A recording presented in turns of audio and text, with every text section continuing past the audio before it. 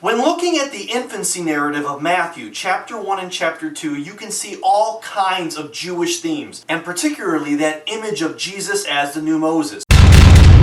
Take a look at that very first verse, chapter 1, verse 1. An account of the genealogy of Jesus the Messiah, the son of David, and the son of Abraham. In the very first verse of the Gospel of Matthew, Jesus is being recognized as the Messiah. Of course, that's a Jewish concept, so the Jews right off the bat are saying, whoa, Jesus is the Messiah. He's the son of David.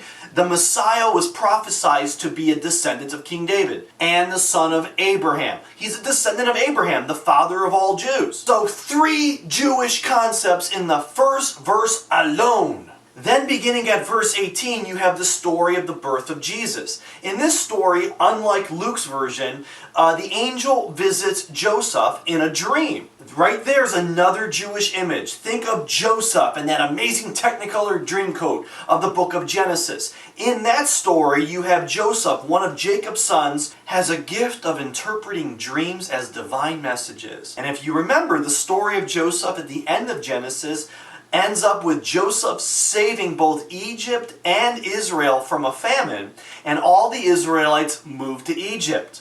Joseph, my boy.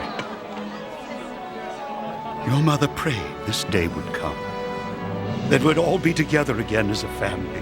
You see the same ending here of Matthew's infancy narrative when Joseph gets another visit by an angel and is told to take his family to Egypt to avoid Herod the Great's massacre of the Jewish babies. Verse 22 and 23 of chapter 1 has Matthew quoting the prophets. Prophecy fulfillment. Jesus is to be called Emmanuel, which means God with us. There is no account of a humble birth in the Gospel of Matthew's infancy narrative. There's no placing Jesus in a manger because there is no room at the end. Instead, it just says in verse 25, but had no marital relations with her until she had borne a son, and he named him Jesus. The way Matthew portrays the birth of Jesus in Bethlehem has no traveling due to a census.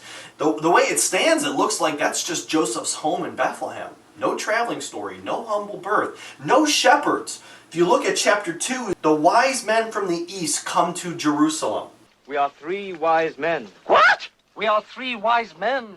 And Herod essentially sends them out as spies to find out the location of the birth of Jesus. He lies to them and says, I want to pay homage to the Messiah, but ultimately King Herod wants to obviously have Jesus killed. You have a dictator who's feeling threatened. This parallels the Exodus birth story of Moses, where Ramesses I, threatened by the increasing population of the Jews, issues a massacre to kill all these Jewish babies. Now that's the story of Moses, where Moses then is placed into a basket and floats down the Nile, strangely enough, towards Egypt, where, again, strangely enough, one of Pharaoh's daughters rescues the baby from the Egyptian edict to kill the babies, which was by the Pharaoh. And this is Pharaoh's daughter, and he survives the story. The kings bring gold, frankincense, and myrrh. What's kind of interesting about those elements is that those are elements that are often associated with Jewish burial. So that's kind of the equivalent of you having a baby shower and someone brings you a coffin.